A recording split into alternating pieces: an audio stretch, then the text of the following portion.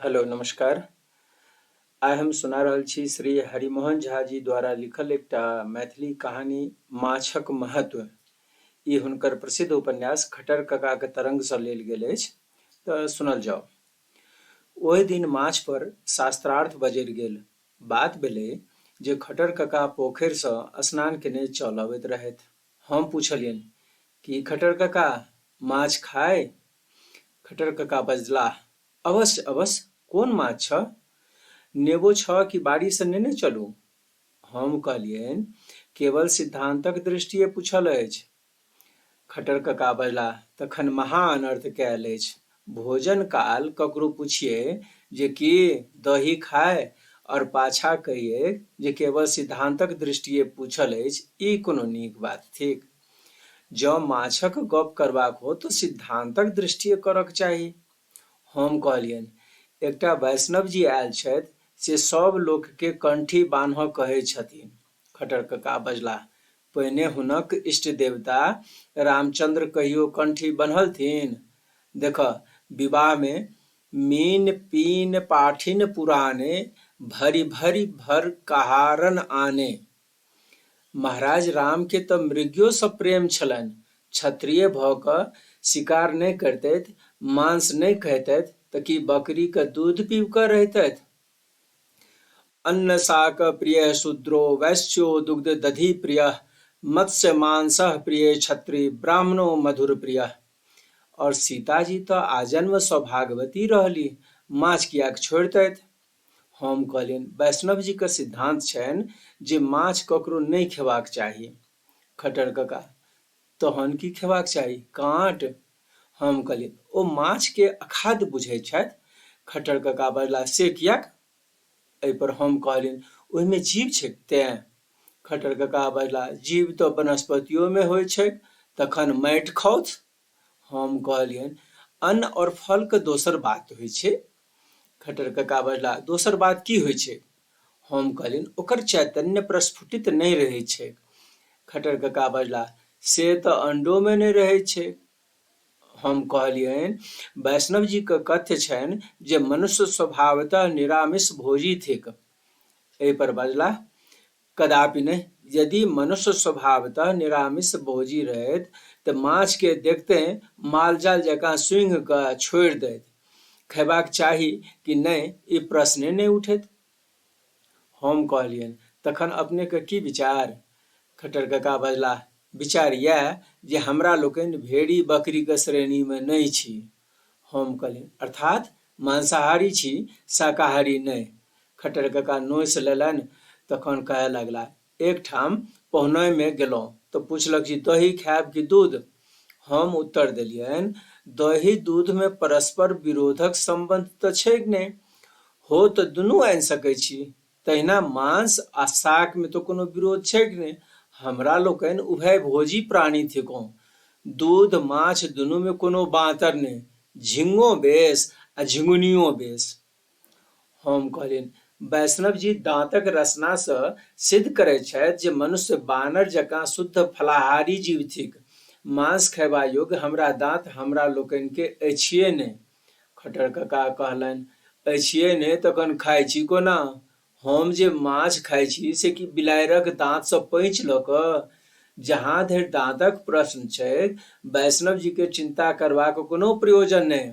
हाँ, वेदांतक भऽ गेला उत्तर तऽ लोक वेदांती बनिए जाइत अछि। हम कहलियनि, परंतु शास्त्रक दृष्टिए तऽ मांसाहार जे छै। खट्टर कका बजलाह, परम विहित यथार्थ पश्वः सृष्टा। कोन स्मृति के प्रमाण चाहै छ? मनु याज्ञवल्क आदि तऽ खयबा योग्य माछक नामो गना गेल छथि। हम कहलियनि, स्मृति के बात जाय दिअ, जीव दया क दृष्टि से विचार करू। खट्टर कका बजला, हम जँ दये करबै ताहिसँ की? बगुला तऽ दया नहि करतै, चिल्होरि तऽ नहि छोड़तै, ओकरा खायवला बहुत जंतु छै। हमरा मुँह से छुटि कऽ सोंस घड़ियारक मुँह में जायत, एहिसँ माछक की उपकार भऽ जेतै? हम कहलियनि, ओकर उपकार हो वा नहि, किंतु हमर अपन उपकार तऽ हैत। खट्टर कका बजला, हमर उपकार की हैत? हम कहलियनि, माछ मांस उत्तेजक पदार्थ होइत अछि। ओ खेला से मन में नाना प्रकारक विकार उत्पन्न होइ छै, ताइ सबसँ बाँचब। खट्टर कका बजलाह। तखन सुंदरी युवती से विवाह नहि कऽ लोक 80 वर्षक कुरूपा से विवाह करा, जकरा देख कऽ मन में कोनो विकारे नहि उठैत। हम कहलियनि, वैष्णव जी का आशय छनि जे माछ तामस भोजन थिक, हानिकारक। एहि पर खट्टर कका बजला, आब तो आयुर्वेद पर एला। तखन निघोटि उठा कऽ देखऽ जे रोह, कतरा, मांगुर आदि मत्स्यक की गुण छैक। हम कहलियनि, किंतु खटाई मरचाई आदि पड़बाक कारण माछ गुरुपाकी भोजन भऽ जाइत अछि। खट्टर कका, तखन तऽ सबसँ लघुपाकी वस्तु होइत अछि साबुदाना, सएह उसीन कऽ खेबाक चाही। हम कहलियनि, वैष्णव जी एकटा और युक्ति दै छथि, माछके उत्कंठ गंधे सिद्ध करे छै जे ओ मनुष्यक स्वाभाविक खाद्य नहि अछि। लोक जबरदस्ती तेल मसाला के योग दऽ ओकरा खयबा योग्य बना लैत अछि। माछ में यथार्थ स्वाद रहते तो लोक ओहिना किएक नहि खाइत। खट्टर कका बजला। तखन वैष्णव जी ओहिना काँच ओलक टोटी किएक नहि चिबबै छथि, एतेक विन्यास कऽ कऽ जे हलुआ पूरी बनबै छै से सोझे गहूम किएक नहि फाँकि जाइ छथि। तेल मसाला केवल माछे में पड़ै छै कि तरकारी मात्र में, तखन सब पित्त माछे पर किएक। हम कहलियनि, वैष्णव जी के कथ्य छनि जे माछ अपवित्र स्थान में रहैत अछि, अपवित्र वस्तु खाइत अछि, तें अखाद्य थिक। खट्टर कका बजला। तखन वैष्णव जी मौध किएक खाइ छथि, मधुमाछी कहाँ कहाँ जाइत अछि, कथी कथी पर बैसैत अछि, तकरा देह से निचोड़ि कऽ जे मौध बहराइत अछि, से जखन हविष्य तऽ माछ तऽ भला जलक जीव थिक। हम कहलियनि, तखन अहिंसा में अहाँके विश्वास नहि अछि। खट्टर कका बजलाह। कोना रहो, संसार में इएह देखबा में अबैत अछि जे जीवो जीवस्य भक्षणम, प्रकृतिक नियमे छैक जे छोटका जीव के बड़का जीव खा जाइ छैक।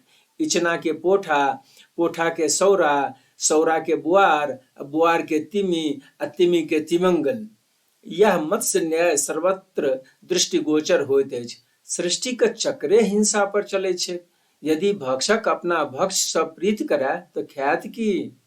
हम कहलियनि, परंतु एहि देश में तऽ अहिंसा परमो धर्म। खट्टर कका तमे गेला बजला, यह धर्म तऽ हमरा लोकनि के चौपट कऽ देलक। पृथ्वी पर वह जाति जीवित रह सकैत अछि जकरा में भक्षण करबाक सामर्थ्य छैक।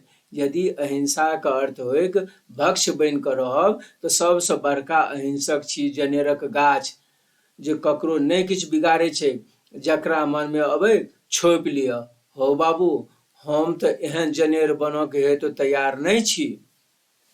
हम कहलियनि, वैष्णव जी के तात्पर्य छनि जे कोनो जीव के निरर्थक क्लेश नहीं पहुँचाबक चाही। खट्टर ककर बजला, हम कहाँ क्लेश देबऽ जाइ छियै, परंतु जखन झोर बनि कऽ आगाँ में आबि जाइत अछि तखन ओकरा छोड़ने की लाभ। ओकरा कर्म में तऽ जे क्लेश सहबाक से भइए गेलै, तखन अपनो आत्मा के क्लेश पहुँचाबी ई कोन बुद्धिमानी। हम कहलियनि, परंतु अपना देशक जलवायु, संस्कृति ओ परंपरा के देखैत, बीचे में टोकैत खट्टर कका बजला, माछ खायब परम आवश्यक, खास कऽ मिथिला ओ बंगालक आर्द्र भूमि में। एहि दुआरे मैथिल ओ बंगाली कुशाग्र बुद्धि होइत अछि, कंठी बनने बुद्धि कुंठित भऽ जाइ छै, तें अधिकांश 111 नंबर वाला संठी सन भेल रहैत छथि। यदि सब ओहने भऽ जाय तऽ बड़का बड़का पोखरिक अधमन्ना रोह की हैत। धार आ चौर सब में जे एतेक माछ होइत अछि से व्यर्थ भऽ जायत। देश के कतेक भारी आर्थिक क्षति पहुँचत, लाखों गोटाक जीविका बंद भऽ जेतैक। मलाह कथी पर चाँचर उठौताह, मलाहिन कथी पर मूड़ा के माला पहिरती, कवि लोकनि की खा कऽ रस भरल पदावली के रचना करता। माछ गरीबक आहार ओ अमीरक श्रृंगार थिक। ई छूटि गेने अनेको सनातनी प्रथा टूटि जायत, दही माछक भार बंद भऽ जायत, पितृकर्म में जे माछ मांसक भोज उठि जायत, लोक की यात्रा करत, स्त्रीगण जितिया में मरुआक रोटी कथी संग खेती, तखन सधवा ओ विधवा में भेद की रहत। लोक बाड़ी में जमीरी नेबो कियाक रोपत, सरिसो आमिल लऽ कऽ की करत, माछ करवा तरवा काल जे दिव्य सुगंध वायुमंडल में उड़ि पड़ोसिया के जी सहबैत अछि से सौरभ कतऽ भेटत। समाज के तेहन भारी धक्का लगतै जे मैथिल संस्कृति का आधारशिला चूर्ण भऽ जायत, दरभंगा बोधगया में परिणत भऽ जायत और हमरा लोकनि बुद्ध देवक अनुयायी बनि जीवन यापन करब। तखन भगवती के पूजा के करतनि? भगवान ने करौथ जे मिथिला के एहन दिन देखे पड़नि। खट्टर कका हाथ जोड़ कर प्रार्थना करे लगला, हे भगवती, भगत लोकनि रामचंद्र जी के प्रिय निषाद के विषादक सिंधु में डुबावे चाहे छथिन, हुनका लोकनि के सुबुद्धि दियौन। पुनः हमरा दिस ताकि कऽ बजला, हम छी दुद्धा शाक्त, परंपरा सँ मीनावतारक उपासक। हमर पिति मट्टर कका एकटा भजन गबैत रहथि, तकर किछु पद सुना दै छियै। हरि हरि जन्म कियाक लेल, रोहु माछक मूड़ा जखन पैठ नहि भेल। हरि हरि जन्म कियाक लेल, मुदनीक पलय तरल जीभ पर न देल। घृत महक भूजल कबै कंठ में न गेल। लाल लाल झिंगा जखन दांत तरने देल। मौंगरक झोर सँ चरणामृत नहि लेल। माछक अंडा ल ज नैवेद्य नहि देल। माछे जखन छोड़ि देव खायब की बकलेल। सागे पात चिबेबाक छल तऽ जन्म किए लेल। हरि हरि जन्म किएक लेल। हम कहलियनि, धन्य छी खट्टर कका, एकादशियो के छोड़े छियै कि नहीं? खट्टर कका बजला, हो हमर शास्त्र चलै तऽ एकादशी के कोन कथा, एकादशा पर्यंत के नहीं छोड़ी। हमरा पतरा में तऽ 2टा तिथि अछि, जाय दिन माछ भेटल से पूर्णिमा, जाय दिन नहीं भेटल से अमावस्या। हम कहलियनि, अलबत्त छी कका, शाक्त होता अहाँ सन। खट्टर कका बजला, परंतु हौजी, हम केवल शाक्तेटा नहीं छी, थोड़ेक सब पटल में छी। पंचामृत लेबऽ काल वैष्णव, भगवती के प्रसाद काल शाक्त, शिवजी के बूटी बेर शैव। ई कहि खट्टर कका बूटी के आराधना में तत्पर भऽ गेला। धन्यवाद। उम्मीद करै छी अहाँ सबके ई कथा अवश्य पसंद भेल हैत। जँ कथा पसंद भेल हुए तऽ एहिमे लाइक कऽ देबै, चैनल के सब्सक्राइब कऽ देबै आ संगी साथी बहिनपा सबके शेयर कऽ देबनि। धन्यवाद।